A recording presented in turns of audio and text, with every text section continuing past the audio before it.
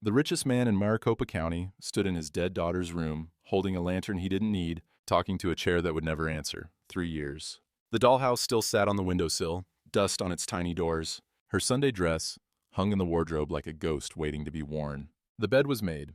Elena made it every week, though no one slept there, though no one ever would again. Silas Cade lowered himself into the small wooden chair beside the bed, his knees pressed against his chest, a man too big for furniture built for a child. "I bought the north pasture," he said to the empty room. "The one you liked, with the creek." And outside, coyotes began to howl, long, lonesome notes that cut through the silence, like grief looking for company. He blew out the lantern, sat in the dark, didn't leave, he never left. She was 9 years old, covered in road dust, and she walked into the Silver Dollar Saloon like she owned the place. Because desperation don't know the meaning of no girls allowed. The piano stopped, glasses paused halfway to lips. Every man in the room turned to look at the child standing in the doorway, afternoon light blazing behind her like she'd walked straight out of the sun. "Well, hell," the bartender said. "Somebody lose their stray?" A cowhand at the bar laughed. "Maybe she's looking for her daddy. Check under the tables. Might be one of ours sleeping it off." More laughter. The girl didn't flinch. Her eyes moved across the room, searching, measuring, dismissing, until they landed on the corner table where a man sat alone, whiskey untouched, hat pulled low. She walked straight to him. Silas Cade didn't look up. He'd heard the commotion, felt the shift in the room's air, but he hadn't come to town for conversation. He'd come because the silence at the ranch was louder than he could bear today, and sometimes a man needed noise he didn't have to make himself. "You're Silas Cade." Her voice was steady, too steady for a child her age. "And you're in the wrong place, little girl. You got the big ranch. You got money. You got men who do what you say." He lifted his eyes then. Took her in, the tangled hair, the dress patched 3 times over, the shoes held together with hope and twine, but it was her face that stopped him. No tears, no trembling lip, just a jaw set hard as iron and eyes that burned with something he recognized. Desperation. The kind that comes after hope has died and something fiercer takes its place. "You got about 10 seconds before I have you thrown out," he said. "They took my sister into the caves, mister." The words hung in the air. Around them, the saloon had gone quiet again. Not curious quiet this time, but the uneasy silence of men who'd heard something they wished they hadn't. "She's 6 years old," the girl continued. "Ain't nobody in this town gives a damn about 2 orphan girls. Marshall told me to stop causing trouble. Preacher said pray, store owner said it ain't his business." She planted her hands on the table, leaning in close enough that he could see the dirt in the creases of her knuckles. "You gonna be like the rest of them?" Silas felt the weight of every eye in the room, felt the old familiar pull to look away, to find an excuse, to let someone else's tragedy stay someone else's. "The caves," he said slowly. "You sure about that?" "I watched 'em take her. 2 men, one had a badge. Deputy, maybe. I tried to stop 'em, but—" Her voice cracked, just for a second, before she wrestled it back under control. "I bit one of 'em and ran. Hid in a feed barn till they stopped looking. Been trying to find help ever since." "How long ago?" 3 nights. 3 nights. A child, alone in those caves, for 3 nights. "What's your name?" he asked. "Mercy. Mercy Callahan. My sister's Hope." Mercy and Hope, names given by parents who'd wanted something better for their daughters than the world had delivered. Silas pushed back from the table. "Come with me." He didn't explain. Didn't look at the bartender or the cowhands or any of the other men who'd suddenly found their drinks. Fascinating. He just walked out, and the girl followed. Outside, the sun hit them both like a judgment. Silas squinted toward the diner across the street. "When's the last time you ate?" "Don't remember." That recent, huh?" He started walking. "Come on." The diner was nearly empty. Just old Maud behind the counter and a drummer in a bowler hat working through a plate of eggs. Silas ordered stew, biscuits, and milk.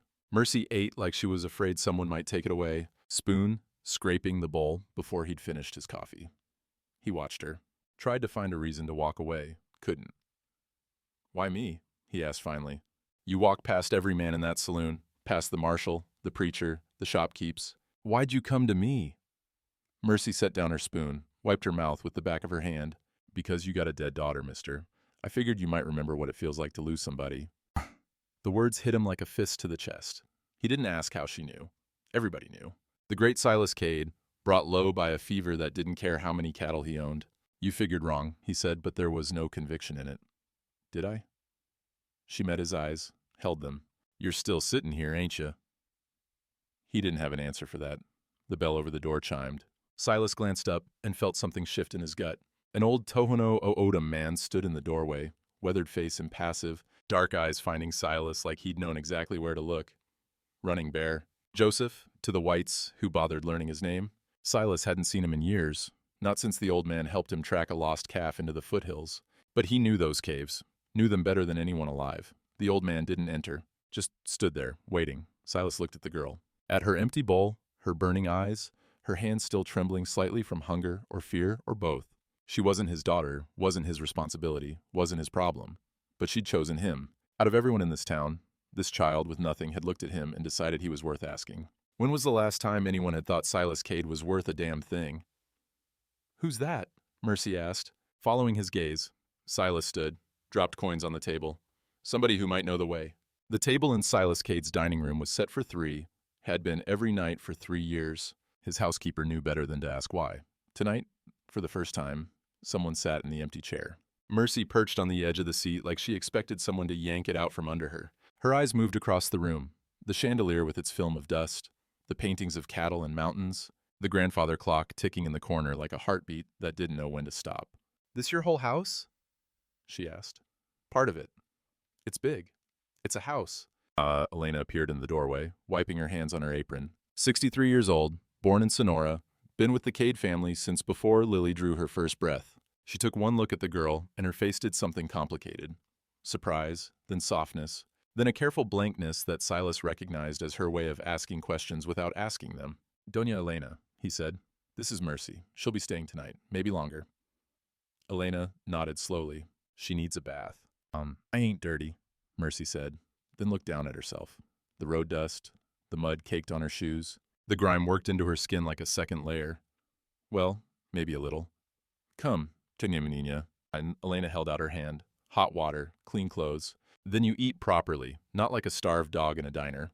Mercy glanced at Silas, something flickering in her eyes. Uncertainty, maybe, or the unfamiliar sensation of being cared for. "Go on," he said. "Ain't nobody gonna hurt you here." She went. Her footsteps echoed up the stairs, small and hesitant, followed by Elena's steadier tread. Silas stood alone in the dining room. 3 place settings, 2 candles, 1 oil lamp in the center of the table, unlit, the same lamp that had sat there since Lily was old enough to reach up and touch the glass, fascinated by the way the flame danced. He didn't light it, hadn't lit it at dinner since she died, but he never moved it either. Some things were easier to keep than to let go. An hour later, Mercy came down the stairs in one of Lily's old dresses. Silas had been pouring himself a whiskey. The glass slipped, hit the sideboard, didn't break but splashed amber across the wood. He didn't move to clean it. The dress was blue, simple cotton, white buttons down the front, a ribbon at the waist that Lily used to tie and untie when she was nervous. It fit Mercy wrong, too loose in the shoulders, too short at the hem, but it fit her right enough that for one terrible second, Silas saw a ghost walking toward him. Elena said I should wear it. Mercy tugged at the fabric, uncomfortable. I told her I don't take dead girls' clothes. She said, I know what she said. Silence. The clock ticked. Outside, the wind picked up, rattling a shutter somewhere in the house. You don't gotta look at me like that, Mercy said quietly. I know I ain't her. Silas turned away, picked up a rag, started mopping the spilled whiskey like it was the most important task in the world. No, he said, you ain't. But his hands were shaking, and they both knew it. Dinner was quiet. Elena served beef stew, thick with potatoes and carrots, the kind of meal that sticks to your ribs and reminds you that someone cared enough to cook it slow. Mercy ate 3 bowls. Between the second and third, she finally started to slow down, started to taste instead of just swallow. This is good, she said, like the admission cost her something. Elena almost smiled. You eat like my grandson, always hungry, never enough. You got a grandson? I did. The past tense hung in the air. Mercy didn't ask more. She understood past tense better than most children her age. Silas pushed food around his plate. He wasn't hungry, hadn't been truly hungry in years, but he lifted his fork now and then so Elena wouldn't worry, an old habit, a useless kindness. Cade, Mercy said, and the formality sounded strange coming from her. You really gonna help me find hope? He set down his fork, met her eyes. I said I would. Folks say lots of things. I ain't folks. She studied him for a long moment, weighing, measuring, deciding whether this man was worth her trust. Then she nodded, just once, and went back to her stew. Something shifted in the room, nothing visible, nothing you could point to, but the air felt different somehow, lighter, like a window had been cracked open after years of being sealed shut, Elena noticed. She glanced at Silas, then at the girl, then at the empty third chair where no one had sat since Lily, and her eyes grew bright. She turned away before anyone could see her cry. After dinner, Silas showed Mercy to a guest room at the end of the hall, not Lily's room. He couldn't do that. Not yet, maybe not ever. But Mercy noticed the closed door as they passed it, the way Silas's steps slowed, the way his eyes cut away like looking might burn him. "That's her room," she said. "Not a question. That ain't your concern. I ain't asking to go in." She stopped walking, stood there in the hallway in a dead girl's dress, looking up at him with those two old eyes. "I'm just saying I understand. My mama's shawl is still on the chair where she left it." "I don't move it neither." Silas didn't answer. He opened the guest room door, stepped aside to let her enter. It was a plain room. Bed, washstand, window facing the mountains. The moonlight came through the glass and painted silver stripes across the wooden floor. "This'll do you for tonight," he said. "Elena's room is downstairs if you need anything. Mine's at the other end of the hall." Mercy walked to the window, pressed her hand against the cold glass. "You can see the mountains from here. You can see 'em from most places on this ranch. The caves are up there somewhere, ain't they?" He didn't answer right away. Came to stand beside her, looking out at the dark shapes against the darker sky. "Somewhere," he said. "Half a day's ride into the foothills, maybe more. You ever been?" "Once, long time ago. Got lost tracking a calf. An old Indian found me, led me out." He paused. "Same man you saw at the diner. He knows the way? Better than anyone alive, I reckon." Mercy was quiet for a moment. Then she reached into the collar of the borrowed dress and pulled out a locket on a thin chain. Tarnished silver, small enough to fit in a child's palm. She opened it carefully, like it might break if she breathed too hard. Inside was a curl of dark hair. "Mama's," she said. "She cut it the night before she died. Gave it to me. Said as long as I kept it close, she'd always be with me." Silas looked at the locket, at the hair inside, at the girl holding it like it was the last solid thing in a world made of smoke. "That's a fine thing to have," he said. "You got something like that? Something of hers?" His hand moved without permission, drifted to his vest. Pocket where a small ribbon lived, pink and frayed, the one Lily wore in her hair, the last Sunday she was well enough for church. He didn't pull it out, didn't show her. But his fingers pressed against the fabric, feeling the shape of it through the cloth. "Yeah," he said. "Got something." Mercy closed the locket, tucked it back beneath the dress. "Then you understand," she said, "why I gotta find Hope. She's all I got left of Mama. All I got left of anything." Silas turned away from the window, walked to the door, stopped with his hand on the frame. "Get some sleep. We ride at dawn. Mr. Cade?" He looked back. "Thank you." The words came out rough, unpracticed, like she hadn't said them in a long time, for not being like the rest of them. He nodded once, pulled the door closed behind him. In the hallway, he stood motionless for a long moment. Then he walked to Lily's room, pressed his palm flat against the door, didn't open it. "I don't know what I'm doing, baby girl," he whispered. "But I think maybe that's the point." Somewhere outside, the coyotes had gone quiet. The wind had stilled. Even the old house seemed to be holding its breath, waiting to see what kind of man Silas Cade would choose to be. Running Bear arrived at dawn, riding a horse older than most men's memories. He didn't knock. He stood at the gate and waited, because some doors open only when you stop trying to push. Silas saw him from the barn, where he was saddling horses. The old man sat motionless against the pink-gray sky, patient as stone, like he'd been there for hours, like he'd be there for hours more, if that's what it took. "You knew I was coming," Silas said, walking out to meet him. "I knew someone would." Running Bear's voice was like wind through dry grass, soft, weathered, carrying the dust of decades. The girl's spirit cried loud enough to hear from the village. "I came to see who would answer." "And if no one had?" The old man's dark eyes found his, held them. "Then I would have gone alone. Again." There was weight in that word, again. Silas didn't ask what it meant. Some questions answered themselves if you were patient enough to listen. "Come inside. Elena's making breakfast." Running Bear dismounted with the slow care of a man whose bones remembered every year they'd carried him. He tied his horse to the post and followed Silas toward the house. In the supply shed behind the kitchen, Silas pulled down the old lantern. It hung on a hook near the back wall, behind coils of rope and rusted tools that hadn't been touched since before Lily died.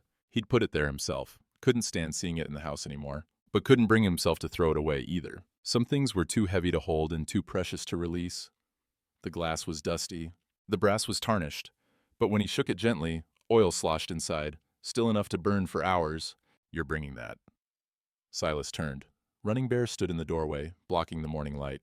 "It's a lantern. We'll need light." That's not why you're bringing it.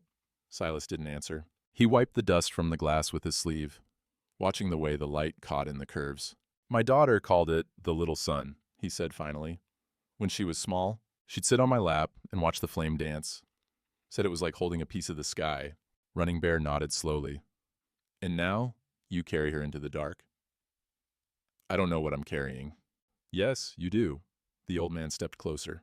His hand, gnarled, weathered, marked with scars older than Silas's grief, touched the lantern's handle. Light is not just for seeing, Mr. Cade, it's for showing.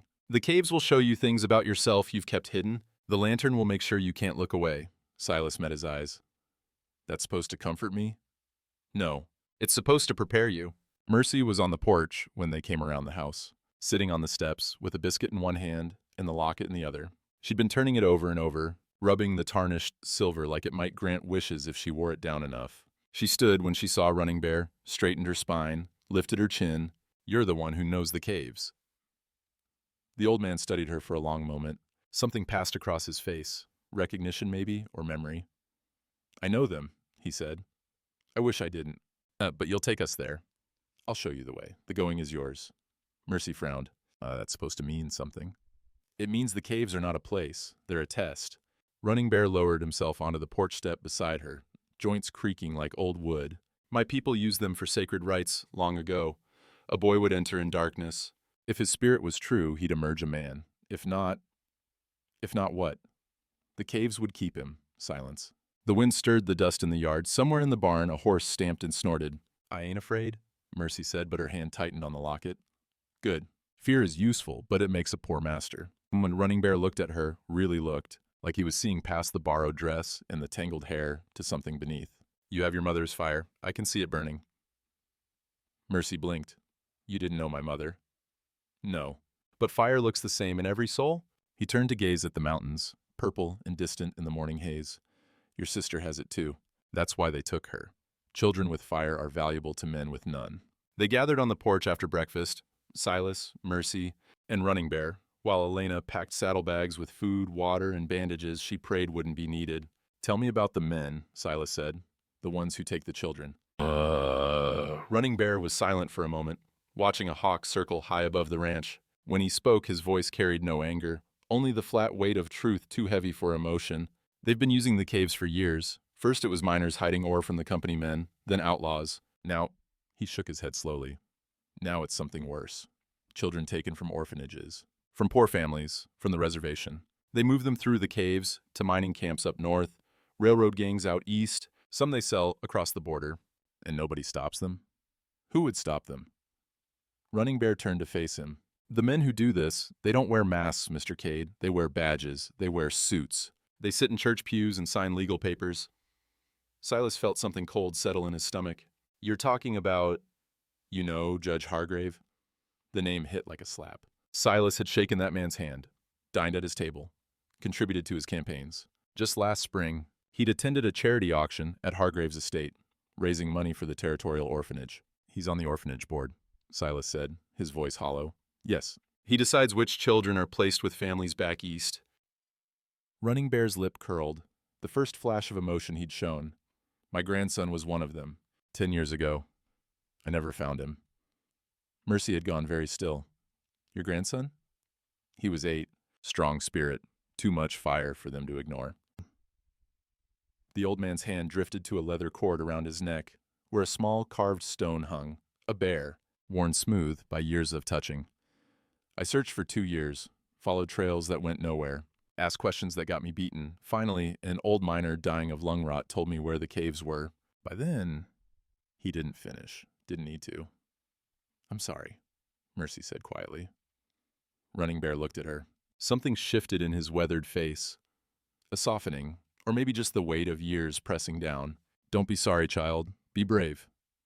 He placed his hand over hers, brief and light as a blessing. Your sister still breathes. I feel it. But the window's closing. They move the children every few weeks.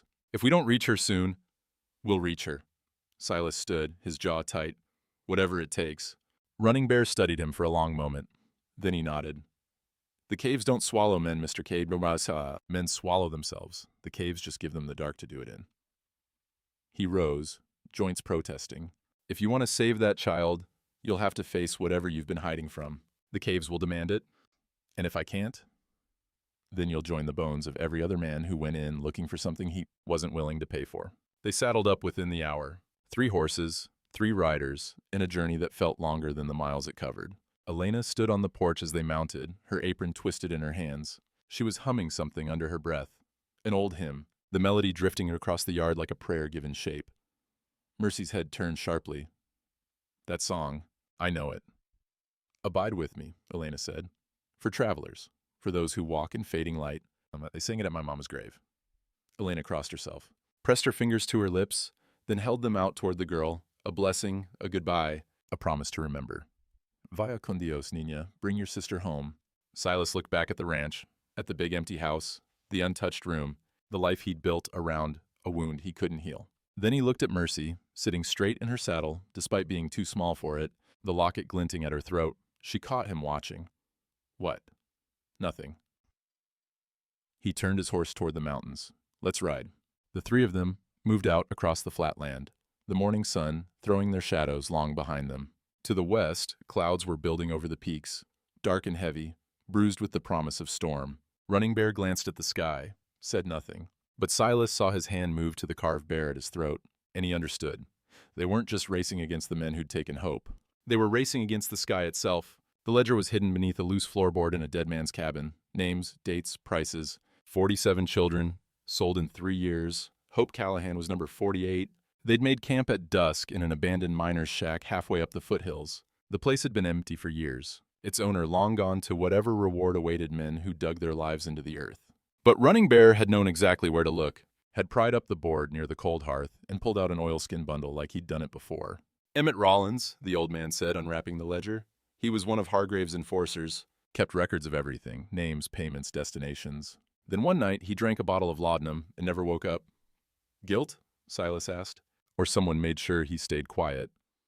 Running Bear set the ledger on the rough-hewn table. Either way, he left this behind. I found it 2 years ago. Couldn't read it. Never learned the white man's letters. But I knew what it was. Knew someone would need it someday. Silas lit the lantern. The flame caught, throwing yellow light across the pages as he opened the book. Names. Dozens of them. Children's names, written in a clerk's careful hand alongside dates and dollar amounts. Some entries had destinations: Flagstaff Mines, Santa Fe Rail Gang, Tucson, private sale. Others just said pending or transferred or, worst of all, deceased, transit. His hands began to shake. Cade?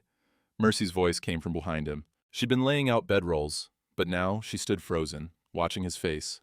What is it? He should have closed the book, should have shielded her from it. But she was already moving toward him, already reaching for the pages, and he couldn't find the words to stop her. Her finger traced down the columns, stopped. Hope Callahan, she read aloud. Age 6, date November 19th, status pending hearing. She looked up, her face bloodless in the lantern light. Pending. What's that mean? It means she's still in the caves, Running Bear said quietly. They haven't moved her yet. There's still time. Mercy's breath came fast and shallow. Her hand pressed flat against the page, like she could reach through the paper and pull her sister out. 4 days, she whispered. She's been in there 4 days. We'll reach her tomorrow. Silas closed the ledger. Running Bear says the cave entrance is a half-day's ride from here. We leave at first light. We'll be there by noon. And then what? Mercy's voice cracked. The first time he'd heard it break since the saloon. There's men in there, men with guns. What are we gonna do? Ask 'em nice to give her back? We'll figure it out. That ain't a plan. It's what we got. She stared at him, her chest heaving. And for a moment Silas saw the terror she'd been hiding beneath all that fire. The little girl underneath the iron jaw. The child who'd been holding herself together with nothing but will and rage. Hey. He knelt in front of her, bringing his eyes level with hers. I ain't gonna let them keep her. You hear me? Whatever it takes. You promise? The word hung between them, heavy, dangerous. I promise. Later, after Mercy had finally fallen into a fitful sleep, Silas sat at the table with the ledger open before him. Running Bear watched from the shadows near the door, his dark eyes catching the lantern light like polished stones. You're looking for names you know? The old man said. Silas didn't deny it. His finger moved down the pages, stopping at entries that made his stomach turn. Thomas Whitfield, age 9, son of the laundress on 4th Street. Everyone said he'd run off to join a cattle drive. Mary and Sarah Benton, ages 7 and 11, daughters of a miner killed in a cave-in. The church said they had been placed with relatives back east. Samuel Running Deer, age 8. Silas looked up. Running Bear's face was stone. Your grandson. Yes. I'm sorry. Sorry doesn't bring him home. The old man moved to the table, looked down at the ledger. But perhaps it can bring hers. Silas turned back to the book. More names, more lies. More children swallowed by a system that smiled in church and signed death warrants over brandy. And then a signature at the bottom of a page. A name he'd seen on legal documents, on charity announcements, on the deed to his own north pasture. Approved, Judge Oswin Hargrave. I shook his hand, Silas said, his voice hollow. Sat at his table. Drank his wine. He came to Lily's funeral, did you know that? Stood at her grave and told me what a tragedy it was. Evil wears many faces, Mr. Cade. The kindest ones are often the most dangerous. Silas stared at the signature. At the careful loops and flourishes of a man who wrote children's fates in the same hand he used to sign church donations. I've been part of this, he said. Not directly, but I benefited from it, from him, from the whole rotten system that lets men like Hargrave do what they do while the rest of us look away. Yes, I didn't know. Would you have looked if you had? The question cut deep. Silas thought of all the times he'd heard whispers about children who'd disappeared, all the moments he could have asked questions, could have pushed harder, could have done something other than tend his cattle and count his money and sit in his dead daughter's room, talking to ghosts. No, he admitted. Probably not. Running Bear nodded slowly. The caves will show you this. They'll show you every moment you chose blindness over sight, and you'll have to decide if you can live with what you see. Silas looked at the lantern, Lily's little son, now illuminating a catalog of horrors. The flame danced against the glass, casting shadows that moved like living things across the walls. What if I can't? Then you'll die in the dark, like all the others. Running Bear moved toward his bedroll. But I don't think you will. The girl chose you for a reason. Perhaps it's time you trusted her judgment. Outside, thunder rolled across the mountains. Distant still, but coming closer. The storm that had been building all day was almost upon them. Silas closed the ledger, pressed his palm flat against the cover, as if he could seal in the evil it contained. Tomorrow, he would walk into the caves. Tomorrow, he would face whatever waited in the dark. But tonight, he sat with the weight of 47 children on his conscience, and prayed that the 48th would be the one he could still save. The cave swallowed the lantern light like it was hungry. 10 feet in, the world behind them disappeared. All that remained was darkness, dripping water, and the distant sound of a child weeping. Running Bear had stopped at the entrance, his hand braced against the limestone like he was holding himself back from something. I go no farther, he said. My lungs, the thin air. But more than that, he paused, and for the first time Silas saw something like fear flicker across the old man's face. The caves and I have old business. If I enter, I may not leave. Then how do we find her? Trust the child. Running Bear looked at Mercy, who stood at the cave mouth with her jaw set and her hands balled into fist. She knows her sister's voice. She'll hear what you cannot. Mercy nodded once, sharp and certain. Then she walked into the dark without looking back. Silas followed. The lantern carved a small circle of gold in the blackness, enough to see the ground beneath his feet, the glistening walls, the shadows that retreated just ahead of the light, like living things that didn't want to be seen. Behind them, Running Bear's voice drifted in. I'll wait, however long it takes. Then the darkness closed, and they were alone. The cave breathed. That was the only way Silas could describe it. A slow, rhythmic pulse of air that moved through the tunnels, like the inhale and exhale of something vast and patient. The walls wept moisture. The floor was slick with mineral deposits that caught the lantern light and threw it back in pale, ghostly glimmers. Mercy walked ahead of him, one hand trailing along the wall, her head cocked like she was listening for something beyond the range of ordinary hearing. Drip. The sound echoed from somewhere deeper in, a single drop of water striking stone. Drip, drip, then silence. Then, so faint he almost missed it, a whimper, high and thin, a child's voice, swallowed by stone. Mercy froze. That's her. You sure? I raised her, Mr. Cade. I know her cry better than my own heartbeat. She started moving faster, her footsteps echoing off the walls. This way, she's this way. They descended deeper. The tunnel narrowed, then widened into a junction where 3 passages split off into blackness. Mercy didn't hesitate. She took the left passage, moving with a certainty that Silas couldn't explain and didn't question. The lantern flame guttered, steadied, guttered again. Oil's running low, Silas said. Then we better move fast. The holding chamber opened before them like a wound in the earth. It was larger than Silas expected, a natural cavern the size of a barn, its ceiling lost in shadows that the lantern couldn't reach. Timber cages lined the far wall, rough-hewn and brutal, built for function rather than comfort. And inside them, children, 6 of them. Small bodies, huddled against the bars, their faces pale smudges in the darkness. Some slept, some stared at nothing. One, a girl with blonde hair and a small scar on her chin, sat in the corner of her cage with her arms wrapped around her knees, rocking slowly back and forth. Hope. The name tore out of Mercy like a sob. Hope. She was running before Silas could stop her, sprinting across the cavern floor toward the cages, toward her sister, toward the only thing in the world that mattered. Mercy, wait. Too late. A figure stepped out of the shadows, then another, then a third. Men with rifles, their faces hard in the lantern light, their eyes flat as river stones. Well, well. The one in front smiled, a thin, cruel expression that didn't reach his eyes. He wore a deputy's badge on his chest, tarnished and dull. Look what wandered in. Willis. It had to be Willis, the deputy Mercy had described, the one who'd taken Hope while she watched helpless from the shadows. He grabbed Mercy by the arm, yanking her back before she could reach the cages. She fought, kicking, biting, screaming, but he was twice her size and 3 times her strength. Feisty little thing, ain't ya? Just like last time. He looked at Silas, his smile widening. And you must be the famous Silas Cade, the cattle king himself. Judge said you might come sniffing around. Let her go. Or what? Willis laughed. The other men laughed with him, the hollow, rehearsed laughter of men who'd forgotten what was funny and what was just cruel. You gonna buy her freedom? That's all you know, ain't it? Buying things, buying land, buying cattle, buying your way out of every problem your money can fix. I said let her go. Willis studied him for a moment. Then he threw Mercy toward the cages. Not gently, not carefully, just discarded her like a sack of grain. She hit the bars hard, cried out, scrambled toward Hope's cage. You want to play hero, Mr. Cade? Fine. Let's see how heroic you feel without this. He moved fast, faster than Silas expected. One hand knocked the lantern from his grip. The other drove a fist into his stomach that doubled him over, drove the air from his lungs, sent him staggering backward into the waiting arms of the other men. They hit him. Again and again. Fists and boots and rifle butts. A methodical brutality that wasn't about anger or hate, just efficiency.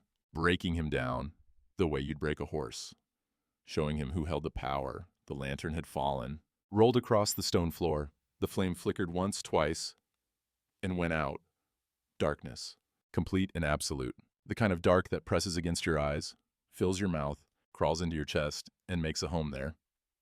Somewhere in the black, Mercy screamed his name. Somewhere else, Hope began to cry. And Silas Cade lay on the cold stone floor, tasting blood, staring at nothing, feeling the weight of every failure he'd ever carried pressing him down into the earth. Time became meaningless in the dark. Silas lay where he'd fallen, blood pooling beneath his cheek, his ribs screaming with every breath. He could hear the men moving around the chamber, boots on stone, the clink of metal, low voices discussing logistics he couldn't quite make out. Something about a wagon, something about Dawn. They were going to move the children, soon, and there wasn't a damn thing he could do about it. You failed. The thought came unbidden, his father's voice, from decades past, the same voice that had told him he'd never amount to anything, that he was soft, that real men didn't cry when their mothers died, or their dogs got shot, or their daughters. You failed her, too, Lily, his little girl, his heart walking around outside his body until one day it just stopped. He'd been in Tucson when the fever took her, bidding on a parcel of land he didn't need, adding acres to an empire that meant nothing, because that's what men like him did. They accumulated, they conquered. They built monuments to their own importance, while the things that actually mattered slipped away like water through open fingers. Elena had sent word.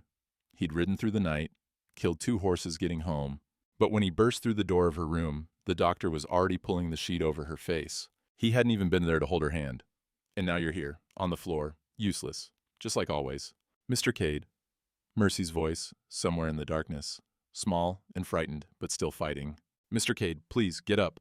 He tried to speak, coughed blood instead. I can't, he whispered. I ain't enough. Never was.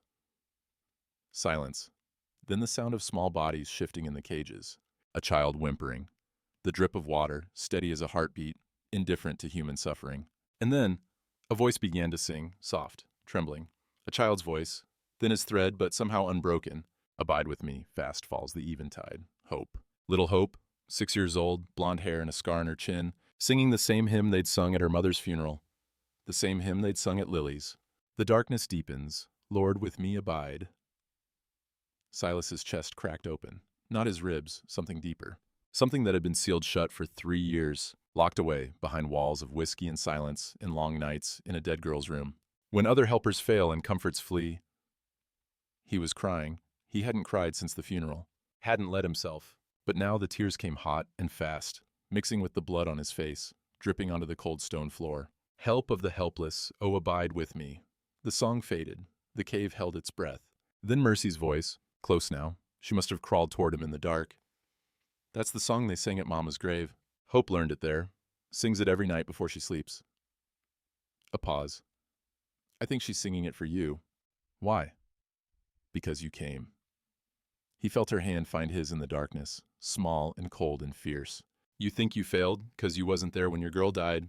But mister, you're here now. You came. That's more than anyone ever did for us. I can't save you. Can't even stand. Then don't save us. Her grip tightened. Just don't leave. Just stay. That's all Hope ever wanted. Someone who stayed. The words hit him like a second beating, but this one didn't break him. It woke something up. Someone who stayed. He hadn't stayed with Lily, hadn't stayed with life. He'd been punishing himself for 3 years, but not for being absent at her death, for giving up after it, for deciding that his grief mattered more than his living, for sitting in that room, night after night, talking to a ghost, while the world went on burning around him. That was the sin, not the absence, the surrender. And now, in this cave, in this darkness, a child he'd never met was singing hymns to a stranger, and another child was holding his hand. And somewhere above them, a storm was breaking, and he had a choice. He could lie here and die, or he could get up and fight. His free hand moved in the darkness. Found cold stone, found something else. Smooth glass, brass edges, familiar weight. The lantern. Still within reach, unbroken, empty of oil, empty of flame, but he grabbed it anyway, held it against his chest like a talisman, like a promise, like the last piece of his daughter he had left. Mercy. Yeah? How many men?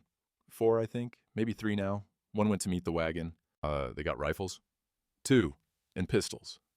He forced himself onto his elbows. Pain screamed through his ribs. He ignored it.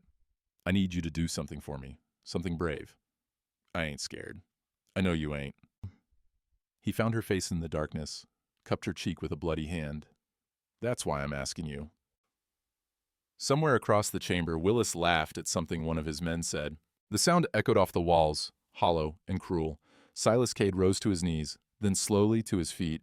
The lantern hung empty in his hand. No light, no fire. Just a man standing in absolute darkness, holding on to the memory of something that used to burn.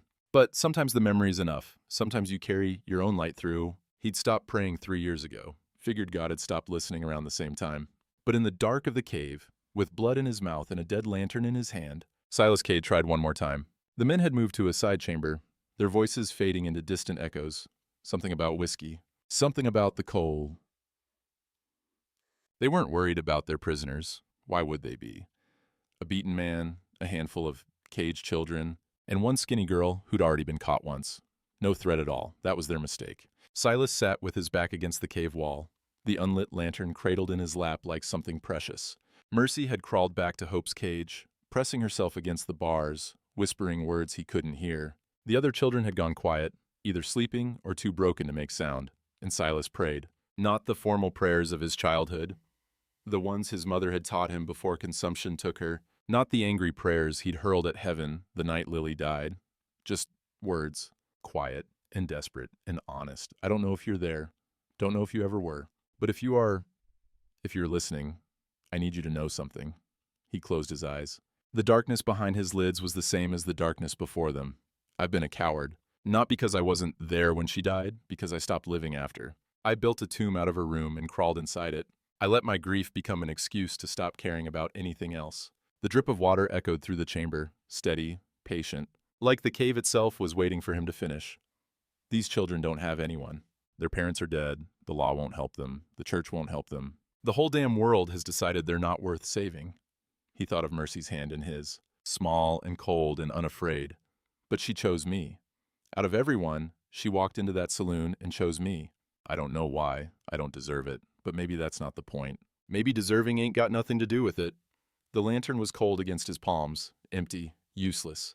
But he held it anyway. Lily, baby, if you can hear me, I'm sorry. I'm sorry I stopped. I'm gonna try again. Not for me, for them, for the ones who don't got nobody else. Silence. Then something he couldn't explain. A warmth against his shoulder, light as breath, gentle as a child's hand. There and gone in an instant. He opened his eyes. Nothing had changed. The cave was still dark. The children were still caged. The men were still out there, waiting for a wagon that would carry these souls into oblivion. But Silas Cade was different. Running Bear's words returned to him, rising unbidden from memory like stones from still water. The caves don't swallow men, Mr. Cade. Men swallow themselves. The caves just give them the dark to do it in. He'd thought he understood what that meant. Thought it was a warning about fear, about giving up, about letting the darkness win. But now, sitting in the absolute black with nothing but an empty lantern and a chest full of cracked ribs, he understood something deeper. The cave wasn't swallowing him. He'd been swallowing himself for 3 years, retreating further and further into his grief, letting it consume him from the inside out. The cave was just honest about it. The cave showed you what you'd been doing all along. I ain't being swallowed, he thought. I'm walking through. Mr. Cade? Mercy's voice, barely above a whisper. Yeah? They're talking about the wagon. Said it'll be here by dawn. Maybe sooner, if the storm don't slow it down. Dawn. A few hours at most. And once those children were loaded onto that wagon, they'd vanish into the same darkness that had taken Running Bear's grandson, that had taken 47 others before them. How many children in the cages? 6, including Hope. 2 boys, 4 girls. Youngest is maybe 4. Oldest might be 10. Any of them hurt? Scared? Hungry? Cold? A pause. But not broken. Not yet. Not yet. That was something. Silas forced his mind to work, pushing past the pain in his ribs, the fog in his head. 3 men, maybe 4 when the wagon arrived. 2 rifles that he'd seen, plus pistols. They had light, torches mounted on the walls of their side chamber, a fire for warmth. He had darkness. Darkness in an empty lantern, and one fierce little girl who'd already escaped these men once. Mercy, come here. She crawled to him, her breath warm against his face in the cold air. I need you to listen careful. Can you do that? I ain't deaf. Despite everything, he almost smiled. No, you ain't. Here's what I need you to do. The plan was simple. Simple plans were the only kind that worked when you had nothing but darkness and desperation on your side. Mercy would slip away. She was small enough, quiet enough, knew how to move without being seen. She'd find the oil stores the men used for their torches, tip them, create a trail leading toward the cave entrance. One spark, and the whole place would light up. Chaos. Confusion. Enough of a distraction for Silas to reach the cages, get the children moving. What about you? She asked when he'd finished explaining. I'll handle the men. With what? You can barely stand. I'll manage. That ain't a plan neither. It's what we got. He found her hand in the darkness, squeezed it once. You trust me? Silence. Then, you came into a cave for a girl you never met. You got beat half to death and you're still talking about fighting. Her voice cracked, just slightly. Yeah, mister, I trust you. Then go. Quiet as a church mouse. Don't let them see you. She started to move away. Stopped. Mr. Cade? Yeah? When we get out of here, if we get out, what happens then? He thought about the ranch, the empty rooms, the table set for 3. Then we go home, he said, all of us. She didn't respond. But he heard her breath catch, heard the small sound she made. Not quite a sob, not quite a laugh. Something in between, something that sounded like hope. Then she was gone, swallowed by the darkness, and Silas was alone with the empty lantern and the weight of everything he'd ever failed to do. Outside, somewhere far above, beyond the tons of stone and earth, the storm finally broke. He couldn't hear the thunder, couldn't see the lightning, but he felt it somehow, a shift in the air, a pressure change. The sky had opened, and dawn was coming. The wagon arrived with the storm. The men came with rifles. Silas Cade came with an empty lantern and a promise he'd die before he'd break. He heard them first, wheels grinding over stone, horses snorting against the cold, voices raised to carry over the howl of wind funneling through the cave entrance. The storm had driven them underground faster than expected. Dawn was still an hour away, but the wagon was here. Time had run out. Silas pressed himself into the shadows near the cage wall, the empty lantern clutched against his chest. His ribs screamed with every breath. His left eye had swollen half shut from the beating. But his legs held and his mind was clear, and somewhere in the darkness Mercy was moving. Come on, girl. Come on. Willis emerged from the side chamber, buttoning his coat against the chill. Get 'em up, he called to his men. Wagon's here, let's move. And the other 2 followed, one carrying a ring of keys, the other a rifle. They moved toward the cages, their torchlight throwing wild shadows across the walls. On your feet, brats. The man with the keys started unlocking the first cage. Anyone gives us trouble, they ride in the wagon bed with the supplies. Gets cold back there. Real cold. Children began to stir, whimpers, shuffling, The sound of small bodies too exhausted to fight. Silas watched, waited. Where are you, Mercy? Then he saw it, a flicker of movement near the cave entrance, a small shadow darting between supply crates, and behind her, spreading across the stone floor like liquid fire, a trail of torchlight catching spilled oil. Now. Mercy struck flint to steel. The flame caught, raced along the oil trail like a living thing, hungry and bright. It hit the first supply crate and erupted. A column of fire that licked the cave ceiling and threw the entire chamber into chaos. Fire, the supplies, Willis spun, his face orange in the sudden light. The man with the rifle dropped it, stumbling backward from the heat. The one with the keys froze, caught between the burning entrance and the cages full of screaming children. Silas moved. He came out of the shadows like something risen from a grave, bloody, broken, but upright. His hand closed around the dropped rifle before anyone could react. He didn't aim it, didn't need to. Just held it steady, the barrel pointed at Willis's chest. Let them go. Willis's eyes went wide, then narrow. His hand drifted toward the pistol at his hip. I wouldn't, Silas said. I've killed men before, didn't like it, but I'll do it again. You're bluffing, you're a rancher, a businessman. Men like you don't. Men like me built this territory on blood and dirt. Don't test what I'm willing to do. The fire was spreading. Smoke billowed toward the ceiling, thick and black. The children were screaming now, rattling the bars of their cages, their faces lit by dancing flames. The keys, Silas gestured with the rifle. Throw them here, now. Willis hesitated. Behind him, his men were backing toward a side tunnel. Escape route, probably. Cowards. They'd leave their boss to burn if it meant saving their own skins. You think this changes anything? Willis's voice had gone cold, calculating. You kill me, you're a murderer. Hargrave will hunt you to the ends of the earth. You'll hang. Maybe. But those children will be free. And you'll be dead. Then I'll be dead doing something that matters. Silas's finger tightened on the trigger, which is more than you'll ever say. The keys hit the ground with a metallic clatter. Willis raised his hands slowly, his smile gone, something like respect flickering in his eyes. You're a fool, Cade. Probably. Silas kicked the keys toward Mercy, who'd emerged from the smoke like a ghost. But I'm a fool who keeps his promises. Then a new voice echoed through the chamber, smooth, cultured, utterly calm despite the chaos. How touching. The Cattle King playing hero. Silas turned. Judge Oswin Hargrave stood at the tunnel entrance, his coat immaculate, his silver hair gleaming in the firelight. Two more men flanked him, rifles raised, their barrels trained on Silas's chest. Lower the weapon, Mr. Cade. Hargrave smiled, the same smile he'd worn at Lily's funeral. We have much to discuss. The fire crackled, smoke thickened, and Silas Cade stared down the barrel of two rifles at the man who'd signed away 47 children, like they were cattle. You know, Hargrave said, stepping closer, I warned you not to involve yourself in matters beyond your understanding. At the charity auction, remember? I said, some problems can't be solved with money, Silas. You should have listened. I remember. I also remember you stood at my daughter's grave and called her death a tragedy. It was a tragedy. A beautiful child, taken too soon. Hargrave's smile never wavered. But tragedy is the natural order of things, Mr. Cade. The weak perish, the strong endure. These children, he gestured toward the cages, they have no families, no futures. I'm giving them purpose, labor, discipline, a chance to contribute. You're selling them. I'm placing them. There's a difference. Not to the children there ain't. Hargrave sighed, the patient exhale of a man explaining arithmetic to a slow student. Lower the rifle. Come with us quietly. I'll see that you're treated fairly at trial. Your reputation, your ranch, they don't have to be destroyed. We can still be civilized about this. Silas looked at this judge, at the armed men, at Willis, still frozen with his hands raised, then at Mercy, crouched by the cages with the keys clutched in her fist, her eyes locked on his. She was waiting. They were all waiting. I'll make you a deal, Silas said slowly. Everything I own, 40,000 acres, 200 head of cattle, the mansion, the accounts, all of it, signed over to you, tonight, in exchange for the children. Hargrave's eyebrows rose. You'd beggar yourself for orphans you've never met. I'd burn it all down for one of them. Silas kept his voice steady. What do you say, Judge? You're a businessman. Take the deal. For a moment, just a moment, something flickered in Hargrave's eyes. Greed, maybe, or calculation. Then he laughed. A generous offer, but I'm afraid the children are already spoken for. And you, he nodded to his men, you've become a liability.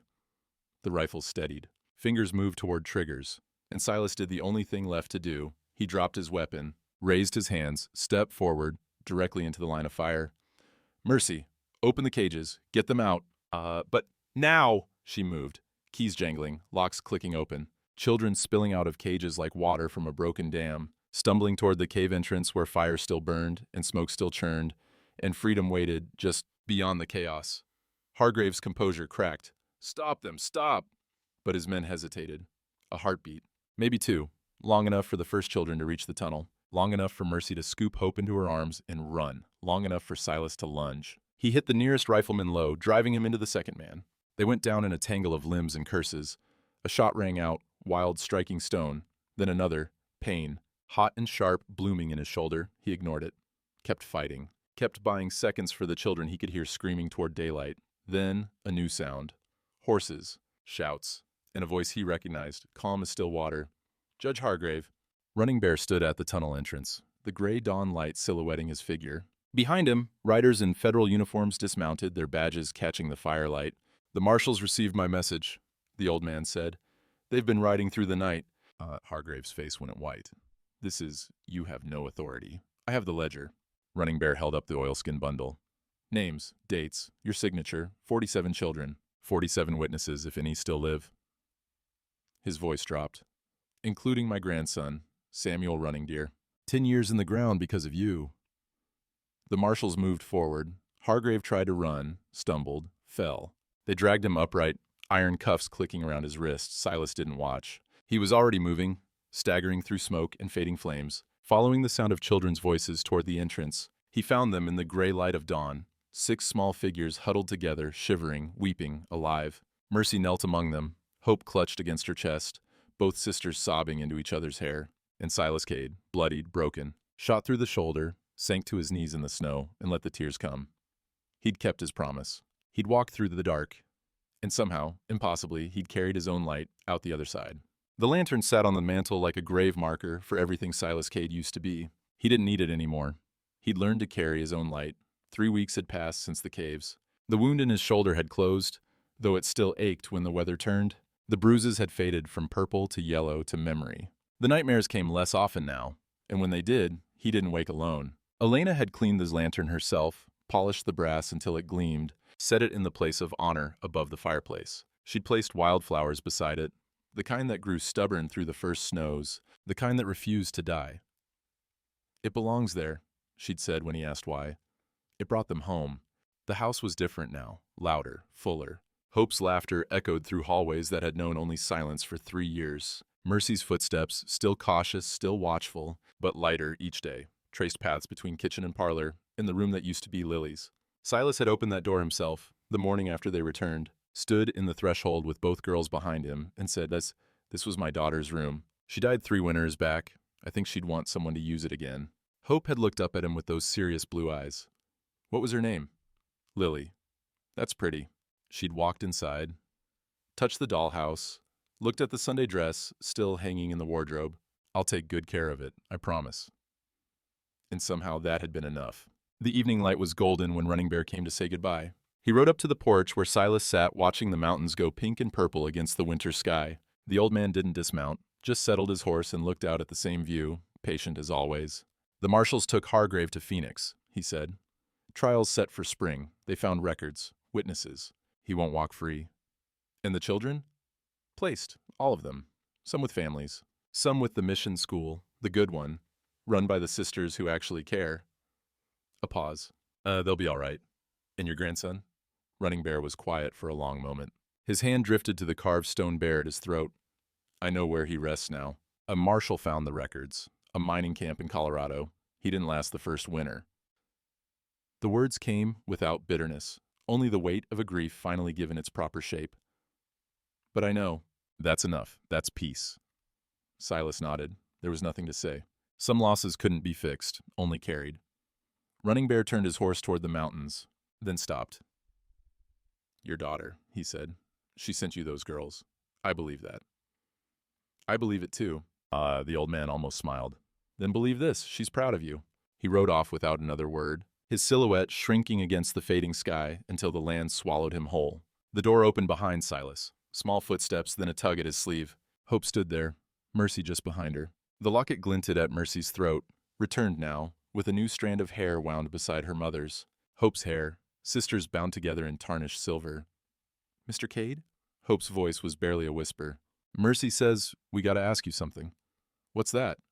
Mercy stepped forward, took a breath, the bravest thing she'd ever done. "Are you gonna be our papa now?" Silas looked at them. Two orphans, two strangers, two children who'd walked into his life and refused to let him die. He didn't speak for a long moment. Then, "I reckon I am, if you'll have me."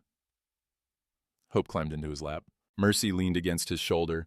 The lantern glowed warm in the window behind them, and somewhere, in this quiet of the evening, a small voice that sounded like Lily whispered, "Thank you, Papa, for not giving up." The coyotes were silent, the land was still, and Silas Cade, father again, at last, watched the first stars appear over the mountains and let himself believe in light.